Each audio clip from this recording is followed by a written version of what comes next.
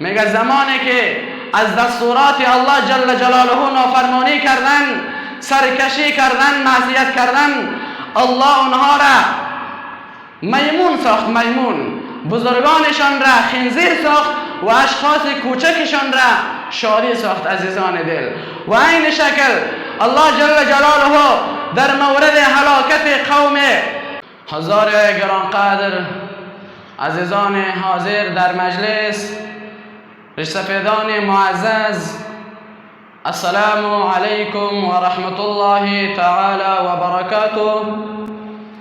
خداوند را شکرگزار هستیم که برای من و شما فرصت نصیب کرده است تا در این معبدگاه الهی تشریف بیاوریم و عبادتش را انجام بدهیم. الحمدلله. هزار گرانقدر، عنوانی را که در جلسه امروز خدمت شما عزیزان و بزرگواران به عرض برسانم، ارتباط به ضررها و نقصانات گناه است. وقتی یک انسان مسلمان گناه میکنه، معصیت میکنه، نافرمانی پروردگار ذوالجلال و الاکرام را میکنه، برایش چه نقصان داره؟ چه ضرر در دنیا برش داده میشود و در آخرت چه برش ضرر داده میشود؟ خداوند جل جلاله در آخرین کتاب خود، قرآن عظیم و شان، برای من و تو دستور میدهد و ذروا ظاهر الاثم و باطنه. ای انسان و خصوصا ای مسلمان، از گناهان آشکارا، از گناهان پنهانی که در مرای عام انجام میدهی، در حضور مردم یا در اتاق تنها پوت و پنهان بدور از انظار مردم انجام میدهی، تمام گناهان را ترک بکن. گناهانی که پوت و پنهان انجام میدهی از قبیل ریا، سمعت، شهرت طلبی، خودبرتری، بغض، کینه، حسادت، دشمنی اینها، و گناهانی که ظاهرا انجام میدهی قتل و خونریزی و غیبت و توهین و تمسخر و اینها. عزیزان دل، پس خداوند جل جلاله من و شما را از انجام دادن تمام گناهان منع کرده است. گناهان خیلی ضررهای زیادی را دارد. وقتی یک انسان گناه را انجام میدهد، بزرگترین ضرر، بزرگترین نقصان و بزرگترین عامل شکست بر یک انسان مسلمان در دنیا گناه کردنش است. اگرچه چیزهای مضر دنیا برای انسان ضرر میرسانه، نقصان میرسانه، ولی چیزهای مضر دنیا نقصان دهنده هست، عارضی هست، ختم شدنی هست، بعد از چند مدتی ختم می شود. به طور مثال برای یک انسان مریضی پیش می شود، اگر همی آدم به نزد دکتر مراجعه بکنه، تداوی بکنه، مرضیش صحتمند می شود، چون عارضی هست، ختم شدنی هست. یا به طور مثال برای یک انسان مسلمان مرگ پیش می شود، در حالت جان کندن بزرگترین مشقت را، سختترین تکالیف را متحمل می شود، ولی اگر مسلمان باشه باز در آینده برش جنت الهی است، دیدار الهی است، برش راحتی می باشه. ولی نقصاناتی را که گناه داره، ضررهایی را که گناه برای یک انسان مسلمان می رسانه، در دنیا هم برایش ضرر داده می شود و در آخرت هم برایش ضرر داده می شود. عزیزان دل، پروردگار ذوالجلال و الاکرام مهربانی می فرماید ان الذين يكسبون الاثم سيجزون بما كانوا يقترفون. همان انسان‌هایی که گناه میکنند، معصیت میکنند، نافرمانی پروردگار ذوالجلال و الاکرام را میکنند، اگر توبه نکنند باز در مقابل آن گناهانی که انجام دادند جزا داده می شود. در دیگر جای چه مهربانی می فرماید من یعمل سوءا یجز به، کسی که عمل بدی را انجام میده اگر توبه نکنه برایش جزا داده می شود و سزا داده می شود.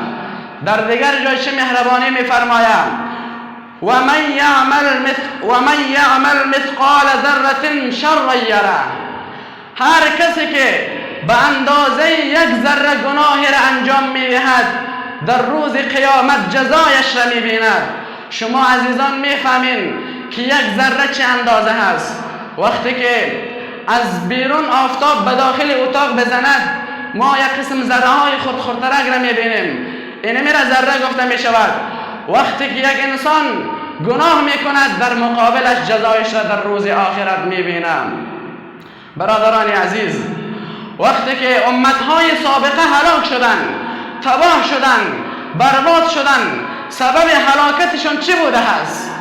ما یک بار در قرآن عظیم شان نظر بیاندازیم، الله جل جلاله واضح بیان کرده است هلاکت امت‌های گذشته سببش یگانه گناه کردنشان بوده، معصیت کردنشان بوده است، نافرمانی کردنشان بوده است که تباه و برباد شده است. الله جل جلاله در مورد هلاکت قوم بنی اسرائیل که اصحاب سبت است چی می‌فرماید؟ فلما اتوا عما نهوا قلنا لهم كونوا قردة خاسئین.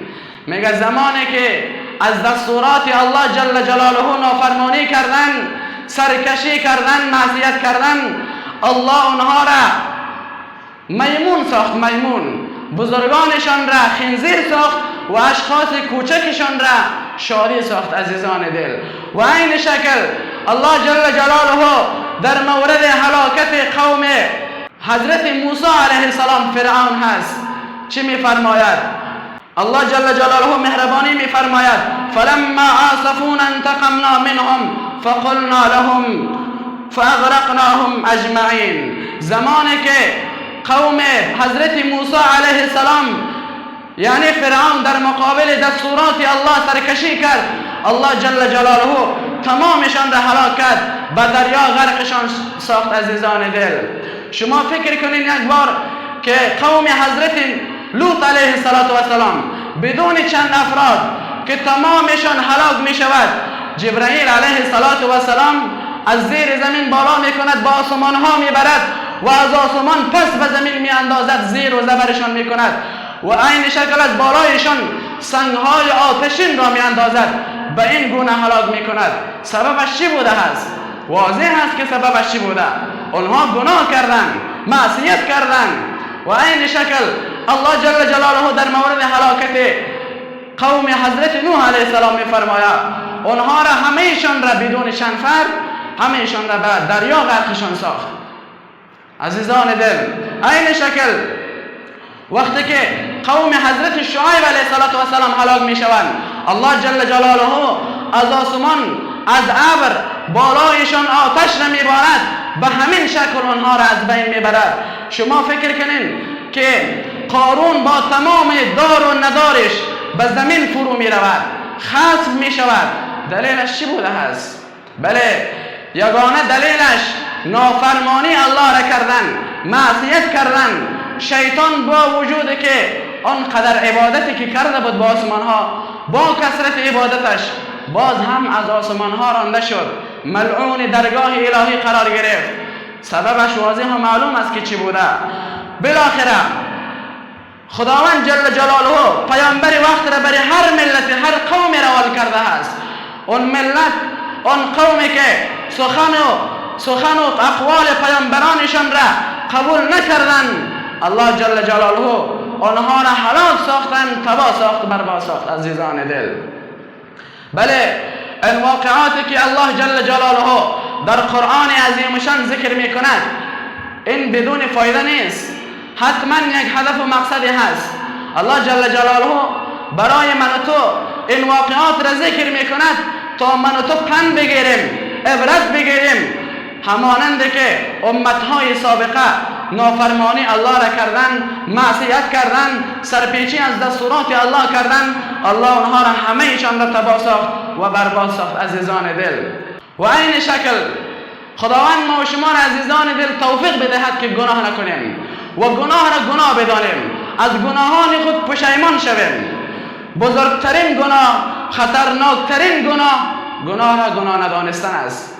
بعضی ها گناه میکنن، در گناه مبتلا هستند، غرق در گناه هستند، ولی اصلا این احساس را ندارن که من در گناه مبتلا هستم. اصلا گناه را گناه فکر نمی کند. این خیلی خطرناک است عزیزان دل. خداوند جل جلاله بر بالای اینمی تو یک انسان قهر و غضبش را نازل میکند، اصلا توفیق توبه برایش نصیب نمیفرماید. ولی کسی که گناه میکنه، معصیت میکنه، نافرمانی الهی را میکنه، ولی پشیمان است، از زیر دل پشیمان است، احساس این را داره که من در گناه مبتلا هستم، الله جل جلاله به اینمی تو آدم توفیق توبه نصیب میکنه. امید است که اینمی تو آدم از دنیا ایمان میبره عزیزان دل. ولی گناه را گناه ندانستن بسیار خطرناک است، خیلی یک مرض کشنده هست.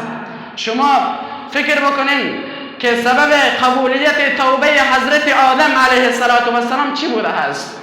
الله جل جلاله توبه حضرت آدم علیه السلام را میپذیرد. زمانی که حضرت الله جل جلاله آدم علیه السلام را پیدا میکند، خلق میکند، برایش میگوید که در این جنت تو باش، از میوه‌هایش استفاده بکن، هر چی میخواهی بخور و بنوش، ولیکن یک درخت را اشاره میکنه با اون درخت نزدیک نشو. خب بالاخره اینها در جنت زندگی میکنند. شیطان بسیار وسواس و خناسی که دارد میکند، وسواس میکند حضرت آدم علیه السلام را. بالاخره حضرت آدم علیه السلام از همون گندم نوش جان میکنه. خداوند جل جلاله از جنت بیرونش میکنه. برای حضرت آدم علیه السلام الله جل جلاله میفرماید الم انهکما عن تلکما الشجره، آیا من شما را از خوردن این دو درخت منع نکرده بودم؟ باز نگفته بودم برای شما که شیطان دشمنی خطرناک شماست؟ حضرت آدم علیه السلام اینجا دلیل بازی را شروع نمی کند، لب بازی نمی کند، بلکه اینجا تواضع می کند، فروتنی می کند، با گناه خود اقرار می کند، می گوید پروردگارا بله ربنا ظلمنا انفسنا و ان لم تغفر لنا و ترحمنا لنکونن من الخاسرین. پروردگارا من به نفس خود ظلم کردم، ای پروردگارا تو اگر به من رحم نفرمایی من از جمله خاسرین خواهیم بود. اینجاست که الله جل جلاله توبه حضرت آدم علیه السلام را میپذیره. ولی شیطان را ببینین، شیطان که ملعون ابدی قرار گرفت، ابدالابد دیگه ملعون درگاه الله است، هیچ وقت هم توبهش هم نمیپذیرد، نفرین الله قرار گرفت. دلیلش چی بوده هست؟ بله زمانی که الله جل جلاله برای همه ملائکه ها دستور داد ای ملائکه ها اسجدوا لآدم، در تحت شیطان هم داخل بود. او وقت سردار ملائکه ها بود شیطان. ملائکه ها به دست شیطان آب انداخته نمیتوانست از بس که شیطان عبادت میکرد، ولی همه ملائکه ها سجده کردند. ابلیس هم تو دیگه راست مانده تکبری میکنه. خداوند جل جلاله برای شیطان میگوید ای شیطان ما منعک الا تسجد اذ امرتک، وقتی که من برای دستور دادم ای شیطان چرا به آدم علیه السلام سجده نکرده؟ البته سجده احترام بود، سجده تعظیم نبود، سجده احترام. اینجا شیطان چی میکنه؟ دلیل بازی را شروع میکند، تکبری میکند در این وزیر که به گناه خود اقرار کند، بلکه به گناه خود اقرار نمیکند. چی میگوید؟ خلقتنی من نار و خلقته من طین، من ای الله جل جلاله من از آتش پیدا کرده و آدم علیه السلام را از خاک پیدا کرده. آتش در مقابل خاک سجده بکند؟ هیچ وقت این کار را نمی کنم. ببینین تکبری می کند، تمتراقی می کند.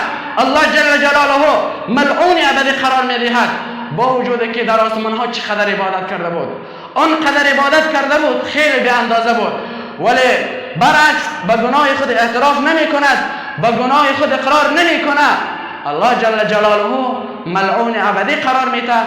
تمام عبادتی که کرده بود اون عبادت هایش را برباد، تباه و بربادش می سازه. عزیزان دل، خداوند توفیق بده ما و شما را که گناه را گناه بدانیم. وقتی گناه میکنیم بعد از گناه پشیمان شویم، چرا که رسول معظم اسلام صلی الله علیه و سلم میفرمایند التائب من الذنب کمن لا ذنب له، توبه کننده از گناه همانند کسی است که اصلا گناه نکرده باشد. دیگه ولی احساس گناه را داشته باشیم وقتی گناه میکنیم. به طور مثال یک کسی مریض است، همین آدم احساس مریضی را میکنه، به نزد دکتر مراجعه میکنه، تداوی میکنه، دوا میگیره. شما بگوین همین آدم صحتمند میشوه یا نمیشوه؟ بله عزیزان دل، صحتمند می شود، احساس مریضی ندارد. ولی برعکس کسی احساس مریض هست ولی احساس مریضی را هم نمی کند، به غمش هم نیست، به نزد دکتر هم مراجعه نمی کند. آیا شما بگین برادران عزیز امی آدم صحتمند می شود یا اینکه سبب هلاکتش میشه؟ مریضی سبب هلاکتش می شود. ولی عین شکل کسی که گناه میکنه، معصیت میکنه، اگر احساس این را داشته باشه که من گناه میکنم، نافرمانی الله را دارم، پشیمان هم هست، اینمی آدم را الله جل جلاله توفیق توبه برش نصیب میفرماید. خداوند جل جلاله از دنیا با ایمانش میبرد. عزیزان دل، جوانان عزیز، وقتی که شما گناه میکنین، کوچکترین گناه را انجام میدهین، با کوچک بودن گناه اصلا نظر نکنین. چرا؟ وقتی کوچکترین گناه را میکنی، به سوی ذات ببین که اون خیلی ها بزرگ است. نباید اون مت ذات بزرگ نافرمانی شود، اون خیلی بزرگ است. عزیز دل، تو در مقابل اون مت ذات نافرمانی میکنی که 7 طبقه آسمان و 7 طبقه زمین برابر ذره از مخلوقاتش نیست. یک بار فکر بکن، 7 طبقه زمین و 7 طبقه آسمان برابر ذره از مخلوقاتش نیست. در برابر اینمی تو ذات گناه میکنی. عزیز دل،